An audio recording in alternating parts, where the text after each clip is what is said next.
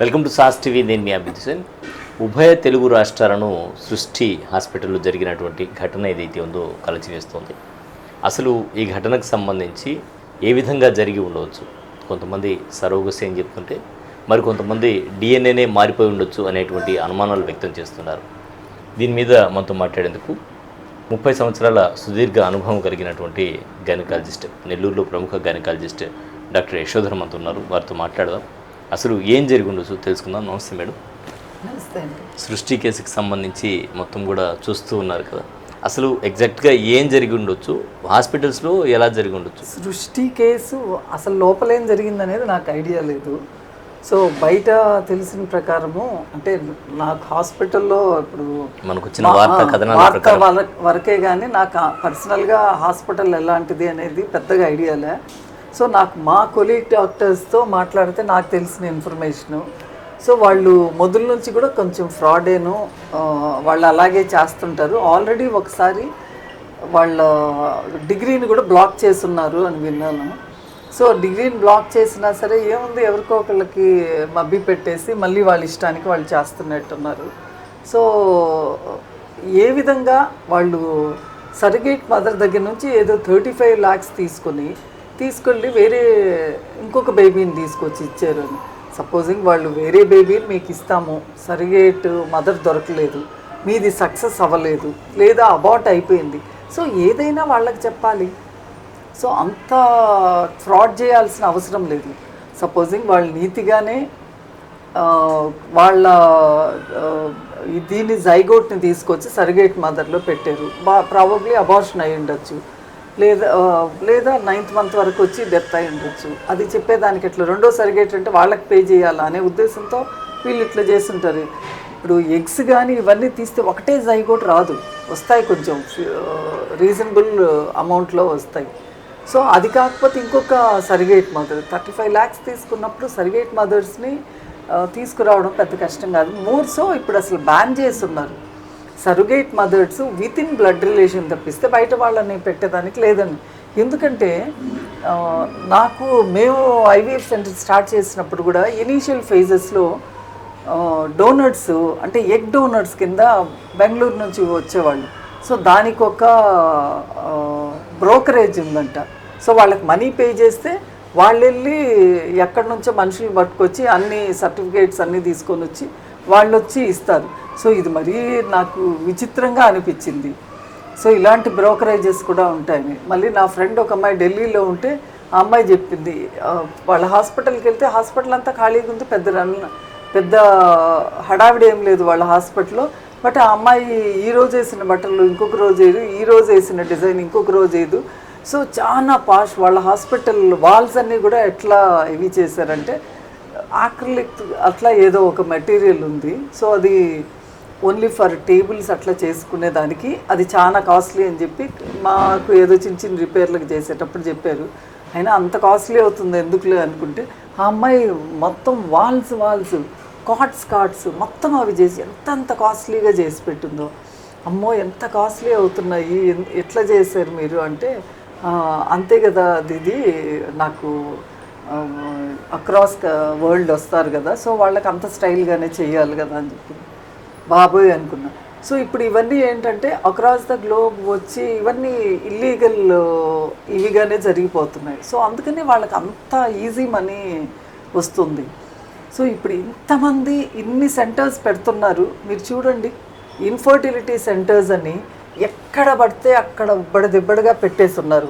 I'm not talking about gynaecologist, outsiders గైనకాలజిస్ట్ని hire చేసుకొని పెట్టేస్తున్నారు. ఎవరిని పెట్టుంటారు అక్కడ? గైనకాలజిస్ట్ని హైర్ చేసుకున్న వాళ్ళు కూడా ఎవరు ఉంటారు?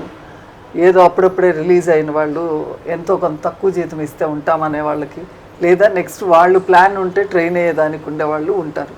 సో అలాంటి వాళ్ళని పెట్టుకొని ఇన్ని నడుస్తున్నాయి ఐవీఎఫ్ సెంటర్స్ అక్రాస్ ఇండియా. నేను తెలంగాణ ఆంధ్రప్రదేశ్ది మాట్లాడట్లేదు, అక్రాస్ ఇండియా ఇన్ని నడుస్తున్నాయి. మరి ఏం చేస్తున్నారు? సో వాళ్ళకి అంత ఎక్స్పీరియన్స్ ఉందా లేదా, వాళ్ళు చేయగలరా? ఏమీ లేదు. దానికి ఒక టర్మ్ ఉంది, కిక్ బ్యాక్స్ అని. సో కిక్ బ్యాక్స్ అనేది ఇస్తే వాళ్ళు పేషెంట్ని తీసుకొని వస్తారు. సో వాళ్ళ కిక్ బ్యాక్స్ గైనకాలజిస్ట్లకు కూడా కిక్ బ్యాక్స్ ఇస్తే గైనకాలజిస్ట్ వాళ్ళ పేషెంట్ని అక్కడ పంపిస్తారు. అంటే ఇదంతా ఒక వ్యాపారం లాగా జరుగుతుంది, అదొక పెద్ద మాఫియా లాగా జరుగుతుంది, పెద్ద మాఫియా లాగా జరుగుతుంది. సో డైరెక్ట్ గైనకాలజిస్ట్ ఇంత అసహ్యంగా బిహేవ్ చేసేదానికి అవకాశాలు కొంచెం తక్కువ ఉంటాయి. అసలు ఈ సరోగసి చట్టాలు ఏం చెప్తున్నాయి మేడం? సరోగసి అనేది వాళ్ళ బ్లడ్ రిలేషన్ తెచ్చుకోవాలి. సపోజింగ్ పేషెంట్, సపోజింగ్ మీ చెల్లెలు ఉంది, మీ చెల్లెలు సరిగేట్ అదే ప్రెగ్నెన్సీ కావాలనుకుంటుంది, అమ్మాయి గర్భసంచిలో ఇబ్బందులు ఉన్నాయి, అయ్యేదానికి కష్టం అవుతుంది కాబట్టి ఆ అమ్మాయి ఎగ్స్ని ఇంకా బంధువుల్లో ఆ అమ్మాయి సెలెక్ట్ చేసుకొచ్చుకోవాలి. బ్లడ్ రిలేషన్లో మాత్రమే. ఇదివరకు ఏంటంటే ఇంటర్నేషనల్ బ్రాండ్ చేశారు. ఇప్పుడు నేను చెప్పాను కదా, సో ఈ తంతు కోసమని ఇంటర్నేషనల్ బ్రాండ్ చేశారు. ఇప్పుడు సపోజింగ్ కొద్దిగా అంతగా అవకాశం లేని, అంటే షీఈ్ ఎ పూర్ గర్ల్ అనుకోండి, వాళ్ళు ఈ సర్టిఫికేట్కి ఒప్పుకుంటారు. 4 ప్రెగ్నెన్సీలు 4 సర్టిఫికేట్లు చేసేసి అమ్మాయికి డబ్బు లేదో వాళ్ళు పాపం వాళ్ళకి చాలా తక్కువ ఇస్తారు, పెద్ద ఎక్కువ ఇవ్వరు. ఈ మీడియేటర్స్ తినేస్తారు. 35 లక్షలు 40 లక్షలు ఇవ్వరు అంతే. బెబ్బే చీచి 35 lakhs ఛార్జ్ చేస్తారు, కనీసం 10 లక్షలు కూడా ఇవ్వరు. అబ్బెబ్బే మేబీ ఒక 1 or 2 lakhs మ్యాక్స్, అంతకంటే ఇవ్వరు. సో 1 or 2 lakhs వాళ్ళకి ఇచ్చి, లేదు ఒక మ్యాక్సిమం మంచి హెల్దీ మంచి ఫ్యామిలీ నుంచి వచ్చిన అమ్మాయికి ఒక 5 lakhs ఇస్తారేమో, కానీ అంతకంటే ఇంపాసిబుల్. సో సర్టిఫికేట్ మదర్ని తీసుకొని వచ్చి వాళ్ళకి డెలివరీ చేసి, సో ఇవన్నీ ఒక అమ్మాయి పూర్ ఫ్యామిలీ నుంచి వచ్చిన అమ్మాయి, ఆ అమ్మాయిని కూడా వాడుకోవచ్చు. ఇప్పుడు హస్బెండ్ ఆ అమ్మాయిని మీద వ్యాపారం చేయొచ్చు. సర్టిఫికేట్ మదర్ కింద అమ్మాయిని తీసుకొని వచ్చి కనడం, వాళ్ళకి ఇచ్చేయడం, నెక్స్ట్ మళ్ళీ కనడం. ఈ లోపల కాంప్లికేషన్ ఏమన్నా వచ్చి పేషెంట్ చచ్చిపోవచ్చు. చచ్చిపోయినప్పుడు 3వ కంటికి తెలియకుండా అది కప్పేస్తారు. సో ఇప్పుడు ఆ అమ్మాయి హంతకులు ఎవరు? డాక్టర్నే హంతకులు ఎందుకంటే వాళ్ళ ఇంట్లో ఫ్యామిలీ మెంబర్సే అవుతారు. ఆ అమ్మాయి సూసైడ్ చేసుకుంది అన్నట్టే అవుతుంది. సో ఇప్పుడు ఇలాంటివన్నీ అవాయిడ్ చేయడానికి, ఇప్పుడు తొందరగా డబ్బులు వచ్చేదానికి ప్రతి ఒక్కళ్ళు ఇదే అయిపోయింది. అది అవాయిడ్ చేయడానికి గవర్నమెంట్ ఇంటర్నేషనల్ వాళ్ళు ఇక్కడికి వచ్చేదానికి లేదు అని పెట్టారు. సో మళ్ళీ కొన్ని దాంట్లో మార్పు చేర్పులు మా ఫాక్సీ వాళ్ళు కూడా వెళ్ళి అప్పుడు కూర్చొని హయ్యర్ లెవెల్ ఢిల్లీలో వెళ్ళి కూర్చొని వాళ్ళతో కొన్ని మార్పులది చేయించారు. పూర్తిగా చేయించలేకపోయారు, బట్ కొన్ని మార్పులు అయితే చేయించుకోగలిగారు. మేడం ఇప్పుడు హాస్పిటల్ అప్రూవల్స్ కూడా తీసుకోవాలి అంటే హాస్పిటల్కి సపరేట్ అప్రూవల్, ఈ విధంగా ఫెర్టిలిటీ సెంటర్స్ పెట్టారంటే సపరేట్ అప్రూవల్ తీసుకోవాల్సి ఉంటుందని ఎన్ని ఉన్నాయో. నాకు ఈ మధ్య ఎవరో ఒక డాక్టర్ నెల్లూరులో పెట్టేదానికి, ఆమె ఎక్కడో చెన్నై నుంచి వస్తే, ఆమె మేడం నాకు చాలా రోజుల నుంచి ఇది అడుగుతున్నారు అది అడుగుతున్నారు అన్నీ చెప్పింది. మీరు నేనేదో నెల్లూరు సీనియర్ డాక్టర్ అని అనుకుంటున్నారు కదా, నేను అంతకంటే ఎక్కువ మీకంటే ఎక్కువ అయ్యి పర్మిషన్స్ వచ్చింది, అంత ఈజీగా రావు పర్మిషన్స్ వచ్చేదానికి, అంతే కష్టం. సో ఇవన్నీ ఎందుకు ఇంత కష్టతరం చేశారంటే ఇలాంటి 1 ఫ్రాడ్ని అరికట్టేదానికి. బట్ ఆ 1 ఫ్రాడ్ వల్ల మిగతా వాళ్ళందరూ ఇబ్బంది పడుతున్నారు. ప్యాషన్ ఉంటుంది కొంతమందికి ఇన్ఫర్టిలిటీ చేయాలని. సో వాళ్ళు ఇటు రావాలంటే ఇవన్నీ చూసి బాబోయ్ ఇవన్నీ మనకెందుకు అని భయపడిపోయి వాళ్ళ బ్రాంచ్ వదిలి ఇంకో బ్రాంచ్కి వెళ్ళిపోతారు. అవి చెయ్యరు. డబ్బు సంపాదించాలా, ఈజీ మనీ, కష్టపడకుండా ఇవన్నీ అనుకున్నాళ్ళు. ఇన్ఫ్యాక్ట్ మా డాక్టర్ కూడా కీళ్ళని అక్కడికి వెళ్ళి ఒక 6 months డిఫరెంట్ ఎందుకంటే జర్మనీలో వాళ్ళకి ఫర్టిలిటీ దానికి వాళ్ళకి ప్రమోట్ చేస్తారు. మనకి ఇండియాలో మనం ప్రమోట్ చేయము. ఎవరికన్నా నేను నేర్చుకోవాలని మీద నేను నీకు 4 రూపాయలు ఇస్తాను, నీ మీద ఎక్స్పెరిమెంట్ చేస్తానంటే నాకే అసలు పిల్లలు లేరు, అవన్నీ ఖర్చుతో కూడింది, కుదరదు. అక్కడ అలా కాదు, గవర్నమెంటే పే చేస్తుంది. సో అందుకని ఎక్స్పెరిమెంటల్ గినీ పిగ్స్ వచ్చేదానికి కూడా వాళ్ళు వస్తారు. ఇక్కడ మనకు కుదరదు. సో అందుకని జర్మనీకి వెళ్ళి ట్రైన్ అయ్యొచ్చు. జర్మనీ నుంచి ట్రైన్ అయ్యి అంటే మీరు అన్నట్టు గతంలో తీసుకుంటే ఎక్కడ చూసినా కూడా మెటర్నిటీ సెంటర్స్ ఉండేవి, ఇప్పుడు ఫెర్టిలిటీ సెంటర్స్. మరి వీటికి అప్రూవల్స్ మీరు అన్నట్టు అంత కష్టమైతే ఇస్తున్నారా లేదా? ఇప్పుడు నెల్లూరులో ఎన్నో ఉన్నాయి, వీటన్నిటికీ ఉన్నాయా? లేనివి ఎన్ని ఉన్నాయి? దీని మీద ఖచ్చితంగా అధికారులు దృష్టి సారించాల్సిన అవసరం అనేది నాకు ఐడియా ఉండదు. అంటే మామూలుగా చెప్తున్నా, దృష్టి సారించాల్సిన అవసరం ఉంది. ప్రతి ఒక్క సెంటరు అసలు ఏమీ లేకపోయినా ఇన్ఫర్టిలిటీ సెంటర్ అని పెట్టుకుంటారు, అక్కడ ఏమీ ఉండవు చివరికి. సో అట్లనే నడుస్తుంటాయి. సో అలాంటి వాటిని అయితే స్టాప్ చేయొచ్చు, ఇన్ఫర్టిలిటీ సెంటర్ అని పెట్టుకోకుండా. బట్ మిగతా ఇప్పుడు మా ఇన్ఫర్టిలిటీ సెంటర్ నాకు కొంచెం ఇవి అంటే ఇన్ఫెక్షన్ ఏదో వస్తుంది, వాటర్ లీక్ ఏదో ఏసీలో నుంచి లీక్ అవుతుంది. సో ఆపరేషన్ థియేటర్ కంటే కూడా మోర్ స్టెరైల్గా ఐవీఎఫ్ చేయాలి. అందుకని మా డాక్టర్ మీరు క్లోజ్ చేయండి అన్నారు. సో మొత్తం అన్నీ అవి పగలు కొడుతున్నాం. ఇంచుమించు 6 months నుంచి మేము ఇంచుమించు క్లోజ్ చేసి, మాకు ఇక్కడ పేషెంట్స్ బెంగళూరుకి వెళ్ళి చేస్తున్నారు. సో క్లోజ్ చేసేస్తున్నాం మేము. సో ఇప్పుడు అలా క్లోజ్ చేసేసిన వాళ్ళు ఇంకెక్కడికన్నా వెళ్ళి చేసుకోవడము ఇవన్నీ చేస్తున్నారు. అసలు ఏం చేస్తున్నారు అనేది తెలియదు. ఈ పర్టికులర్ కేసులో కూడా మేడం హాస్పిటల్ అప్రూవల్స్ మీరు అన్నట్టు డాక్టర్స్కి యాక్చువల్గా అప్రూవల్స్ కూడా ఏదో సస్పెన్షన్లో ఉన్నట్టు ఏదో తెలుస్తుంది. ఆ మీద ఆల్రెడీ కేసులు కూడా ఉన్నట్టు తెలుస్తుంది. అలా కాకుండా విజయవాడలో కూడా యూనివర్సల్ అనేటువంటి పేరు మీద తీసుకొని సృష్టి అని మళ్ళీ దానికి యాడ్ చేసి సృష్టి ఫెర్టిలిటీకి పేరు మీద వీళ్ళు చేస్తూ ఉన్నారని చెప్పి చెప్తున్నారు. ఇప్పుడు అన్నీ చేస్తున్నారు. మరి ఇచ్చిన డిఎంహెచ్ఓ వాళ్ళు ఏం చేస్తున్నారు? సో మరి డిఎంహెచ్ఓ వాళ్ళ మీద బాధ్యత లేదా? ఇప్పుడు ఈ విషయాన్ని డిఎంహెచ్ఓ విజిట్ చేసి మేము ఇచ్చింది ఇది కాదు కదా అని అంటున్నారు. మీరు అన్నట్టు బాధ్యత లేదంటే వెంటనే వాళ్ళు అంటే మామూలుగా చెకప్ చేస్తూ ఉంటారా, వస్తుంటారు వెరిఫికేషన్స్కి వస్తుంటారు, వాళ్ళు వచ్చి చూస్తుంటారు. యూజువల్గా వాళ్ళు బకరాలనే పట్టుకుంటారు. ఇట్లా వాళ్ళని తెలియనట్టుంటారు. కాంట్రవర్సీ వచ్చినప్పుడు మేము ఇది చేయలేదు కదా అని అంటారు. సో హయ్యర్ లెవెల్ ఎవరి సపోర్ట్ లేకుండా అంత ధైర్యంగా ఇష్టం వచ్చినట్టు బిహేవ్ చేయడం కుదరదు. అంత ఇష్టం వచ్చినట్టు బిహేవ్ చేస్తున్నట్టు అందరికీ బాగానే తినిపించేసి ఇష్టానికి చేస్తున్నారు. సో వాళ్ళు నికృష్టమైన వాళ్ళు. మా ఫ్రెటర్నిటీలో యాక్చువల్గా ఆబ్స్టెటిక్ ప్రాక్టీస్ చేసే వాళ్ళని చాలా ఎక్కువ డాక్టర్స్ని తిడతారు. సిజేరియన్లు ఎక్కువ చేస్తున్నారు అంటే కొందరు సెంటర్స్ ఎందుకు చేస్తారంటే కేవలం డబ్బు కోసం చేసేవాళ్ళు చాలా చాలా చాలా తక్కువ ఉంటారు, చెయ్యరు. ఎక్కువ చేసేది ఏంటంటే అంత ఓపికగా కూర్చునేదానికి ఓపిక లేక పేషెంట్ తోటి, లేదా చిన్న ప్రాబ్లం వచ్చిన పేషెంట్ వాళ్ళు ఫస్ట్ అనేది మిమ్మల్ని ఎవరు సిజేరియన్ చేయొద్దన్నారు, మీరే కదా వద్దన్న, మాకు తెలుసా, మీకు తెలియాలి, మీరే చేయాలి కదా. ఈ గొడవలు రచ్చలు ఈ స్ట్రెస్ తీసుకునే ఓపిక లేక సిజేరియన్ చేసి మీ కర్మ అనుకొని చేసేయడము జరుగుతుంటుంది. సో ఈ రీజన్సే ఉంటాయి కానీ అంత వెధవలు ఆబ్స్టెటిక్ ప్రాక్టీస్ చేసే వాళ్ళల్లో ఉండదు. ఇన్ఫర్టిలిటీ ప్రాక్టీస్ అంటేనే వెధవ ఇలాంటి వీళ్ళు అంటే గైనకాలజిస్టులు కాదు, వేరే నాన్ మెడికల్ వాళ్ళు రన్ చేస్తుంటారు ఈ షో అంతా. వాళ్ళ కింద వీళ్ళు పప్పెట్స్ మాత్రమే. ఇప్పుడు ఎంబీబీఎస్ ఎండి అవ్వగానే వాళ్ళు ప్రాక్టీస్ పెట్టాలంటే కష్టం అవ్వద్దు కాబట్టి ఏదో ఒక ఇన్ఫర్టిలిటీ సెంటర్, నీకు డిగ్రీ ఉంది చాలు నాకు అంతే, నీకు పర్మిషన్స్ అన్నీ మేము ఇస్తాము అని చెప్పి తీసుకొచ్చుకొని పెట్టుకుంటుంటారు. అట్లా ఏదో చేస్తుంటారు. సో ఇవన్నీ డాక్టర్స్ చేసే వాటిల్లో అంత జరగవు కానీ నాన్ డాక్టర్స్ చేసే వాళ్ళతోనే ఉంటుంది. ఇప్పుడు ఈ సృష్టి వాళ్ళని సరే ఆ మాట అన్నారు, సో వాళ్ళు ఇచ్చేశారు, సో వెంటనే యాక్షన్ తీసుకోమనండి. ఇప్పుడు వాళ్ళని సెంటర్ బ్లాక్ చేయమనండి. ఇప్పుడు female male baby sex determination it is a crime అని ఎక్కడ పడితే అక్కడ హోర్డింగ్స్ ఉన్నాయి కదా. సో ఇబ్బడిదుబ్బడిగా వాళ్ళందరూ వచ్చి హాస్పిటల్స్లో ఎంక్వైరీస్ చేస్తారు, ఏదేదో రాస్తారు, అది చేస్తారు, ఇది అంత డ్రామా. అసలు చేసేవాళ్ళు ఎవరనేది వాళ్ళకి తెలుసు, బట్ దే డోంట్ కేర్. చేసేవాళ్ళు ఎవరనేది కూడా నేను సుజాయిగా చెప్పాను. వాళ్ళకి వార్నింగ్ ఇవ్వండి, ఆపించండి అన్నీ చెప్పాను. ఇంతమంది డిఎంహెచ్ఓ అంటే ఒక్కళ్ళు నేను కలెక్టర్లతో సహా మెసేజ్ పెట్టాను. సో మనకు నెల్లూరు పరువు పోకూడదు కదా, వాళ్ళకి వార్నింగ్ ఇవ్వండి చాలు, వాళ్ళని తీసుకొని వెళ్ళి ఇంప్రిజన్ చేయండి అని నేను డాక్టర్గా నా కొలీగ్ మీద చెప్పలేను. వార్నింగ్ ఇవ్వండి, వాళ్ళ దగ్గర అది ఆపించండి, మన నెల్లూరు పరుగు పోద్ది. లేదే. బట్ ఇప్పుడు సెక్స్ డిటర్మినేషన్ కోసం ఏమీ స్టాఫ్ లేరా, ఏమీ జరగట్లేదా? జరుగుతుంది, ఉత్తినే టైం పాస్కి జరుగుతుంది. వస్తారు, వచ్చి అన్ని చోట్ల చూస్తారు, అది ఇది చేస్తారు. లేదా వాళ్ళకి ఎవరి మీద అయినా ఖర్చు ఉంది అని అనుకుంటే వాళ్ళ మీద వాళ్ళని విసిగిచ్చి ఏడిపించి అసలు వాళ్ళకి సంబంధం చచ్చినా చెప్పరు, వాళ్ళకి చేత కూడా అయ్యి ఉండదు.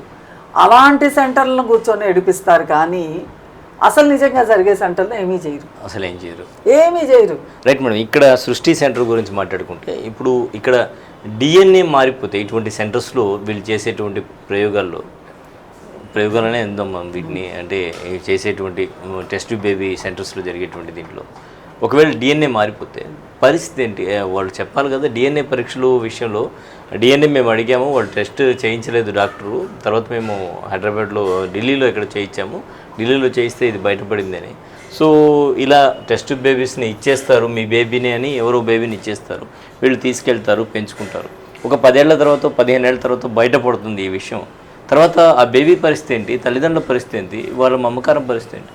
అసలు నిజంగా it is really big crime చెప్పాలంటే.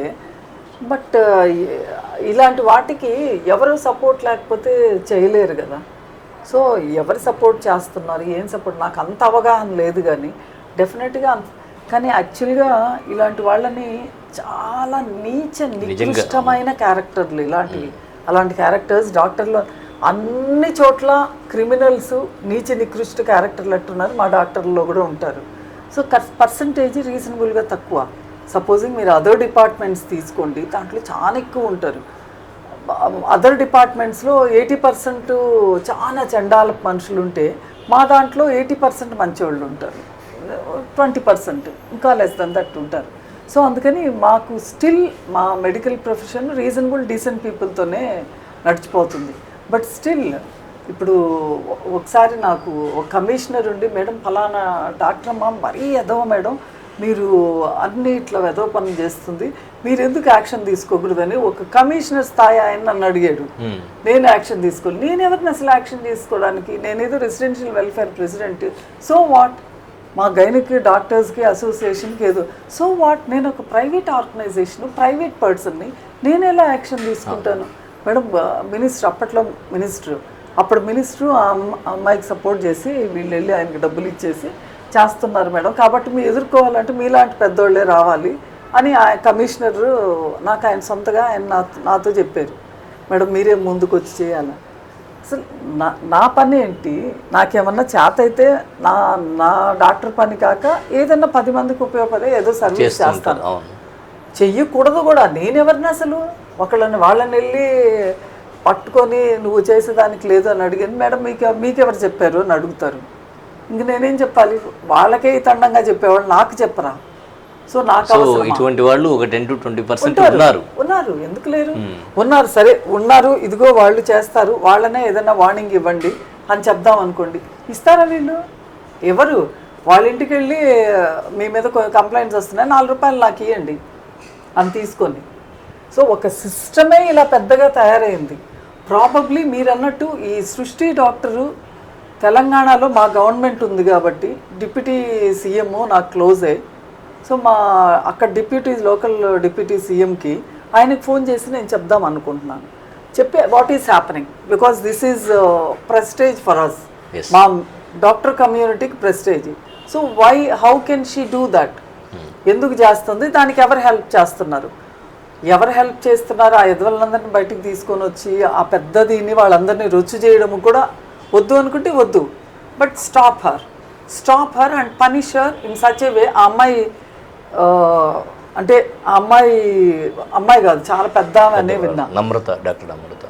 సో ఆమె అంటే రెప్యుటేషన్ అదో ఇంకొకటో అటాక్ చేశాను కాకపోయినా, సో ఫైనాన్సెస్ అన్ని బ్లాక్ చేయండి, ఇంప్రిజన్ చేయండి కొన్ని రోజులు.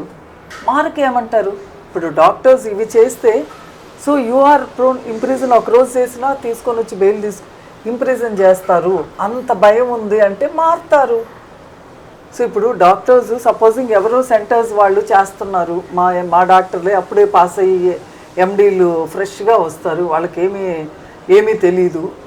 సో వాళ్ళు మీరు చేస్తారా లేదా మోసాలు అని అడిగితే కూడా పాపం వీళ్ళు ఏం చేయలేక చెయ్యదు. సో ఇలాంటి వాళ్ళు భయపడతారుగా, బాబాయ్ నా కెరీర్ స్టార్టింగ్లోనే పడేదానికి అవకాశం ఉంది, ఎందుకు వచ్చిన గొడవ, ఇలాంటి ఫ్రాడ్ నేను చేయను అని చెప్పి ఉంటారు కదా. సో అవన్నీ గట్టిగా చేయాలంటే చేయొచ్చు. సో అధికారుల చేతిలో ఉంటుందంటారు. ఉంటుంది చాలా. ఇప్పుడు అది నిజం అవునా కాదనేది వాళ్ళకి తెలిసినా సరే, ఇప్పుడు దొంగలు జరిగింది అవన్నీ అంటారు కదా, సో వాళ్ళకి అర్థమవుతుంది ఎవరు దొంగలో తెలుసు. ఇక్కడ కూడా నెల్లూరులో కూడా చాలా ఫెర్టిలిటీ సెంటర్స్ ఉంటాయి, వాటిలో వైద్యులు ఏ టైంలో ఉంటారో ఎప్పుడు ఉంటారో ఉండరో కూడా తెలియదు, రిసెప్షన్లో వాళ్ళే ఆన్సర్ చేస్తూ ఉంటారు. ఇప్పుడు ఫర్టిలిటీ సెంటర్ అంటే ఏమవుతుందంటే it is not an emergency. So అందుకని వాళ్ళు పేషెంట్స్ ఏదో ఒకటే అనే వస్తారు, అందుకని వాళ్ళు వచ్చినప్పుడు వచ్చి చూసిపోతుంటారు. సో దానికి ఎవరు ఏం క్వశ్చన్ చేయరు, వాళ్ళ ఇష్టం, వాళ్ళకి వచ్చినప్పుడు ఫెసిలిటీస్ ఉన్నాయా లేదా అని చూడాల్సిన బాధ్యత అయితే డిఎంహెచ్ఓది. మన నెల్లూరులో అంత లేకుండా అంత అంటే ఒకటి అరా తప్పితే పెద్ద మిగతా వాళ్ళందరూ ఎంతో కొంత పెట్టుకునే చేస్తున్నారు. ఒకటి అరా పెట్టుకొని ఉన్నారు, వాళ్ళ దగ్గర ఏం లేకపోయినా ఇంకో చోట ఎక్కడో చేసుకుని యాక్చువల్గా చేయకూడదు. ఏ సెంటర్ పేరు పెట్టుకున్నా ఆ సెంటర్ నుంచి రావాలి, కానీ ఈ సెంటర్ వాళ్ళు ఆ సెంటర్కి అట్లా ఏదో చేస్తున్నారు. సో ఇప్పుడు నా సెంటర్లో నేను 6 months నుంచి నేను క్లోజ్ చేసి ఉంటే కూడా నా సెంటర్లోది అక్కడికి వెళ్తే అది వాళ్ళ సెంటర్ కిందే, ఆ పేషెంట్ నా సెంటర్ బేబీ అవ్వదు. ఓకే, సో వాళ్ళ బేబీనే అవుతుంది, వాళ్ళ బేబీని నేను డెలివరీ మాత్రమే చేయగలను. డెలివరీ కూడా ఆమె నా ఇష్టమైతే నా దగ్గర చేయించుకుంటే ఇంకో చోటుకి వెళ్ళొచ్చు. వేరే చెన్నైలో ఐవీఎఫ్ నా పేషెంట్సే వెళ్ళి చేసుకున్న వాళ్ళు ఇంకొక సెంటర్కి వెళ్ళి చేసుకొని వచ్చేది, ఆ బేబీ ఐవీఎఫ్ కాంప్లికేషన్స్కి అన్ని రెస్పాన్సిబుల్ వాళ్ళు, నా సెంటర్కి సంబంధమే లేదు. ఓకే, డెలివరీ మాత్రమే నేను చేస్తున్నాను. సో అట్లా వాళ్ళ పేరు మీద వచ్చిందంటే వాళ్ళ సెంటర్ వాళ్ళే, వేరే సెంటర్ వాళ్ళనే మనం తీసుకొని వచ్చి వాళ్ళ పేషెంట్ ఇక్కడ తీసుకురావడం, ఎంబ్రియోస్ అక్కడి నుంచి ఇక్కడికి ట్రాన్స్ఫర్ చేయడం. అసలు ఎంబ్రియోస్ని అక్కడి నుంచి ఇక్కడికి ట్రాన్స్ఫర్ చేయడానికి కూడా చాలా పెద్ద ప్రొసీజర్. ఇప్పుడు మా దగ్గర కొన్ని ఎంబ్రియోస్ ఉంటే మేము 6 months చేయమని పెట్టేసి ఉంటే ఎప్పుడెప్పుడు ఓపెన్ అవుతుందా, ఎప్పుడెప్పుడు ఆ పేషెంట్ ట్రాన్స్ఫర్ చేస్తున్నాం అని పెట్టినాం, కానీ మా సెంటరే బెంగళూరులో ఉండే బెంగళూరుకి పంపించలేకున్నాం. అంటే మేడం ఇక్కడ ఇంకోటి కూడా, ఈ బిచ్చగాళ్ళ నుంచి స్పెర్మ్ కలెక్ట్ చేశారనేటువంటి మాట ఇప్పుడు ఇంకెంత నికృష్టులు ఏమన్నా చేస్తారు. ఇప్పుడు వాళ్ళకి ఏ డిసీజెస్ అన్నా ఉండి మనకు అదంతా అవసరం. అప్పటికప్పుడు ప్రెగ్నెన్సీ పాజిటివ్ వచ్చిందా లేదా, ఇప్పుడు హస్బెండ్ కౌంట్ తక్కువ ఉంది, ఇంకా 4 రోజులకి అబ్బాయికి ట్రీట్మెంట్ ఇస్తే అబ్బాయికి పెరుగుద్ది, అబ్బాయితోనే పిల్లలు పుడతారు, అంత ఓపిక ఉండదు.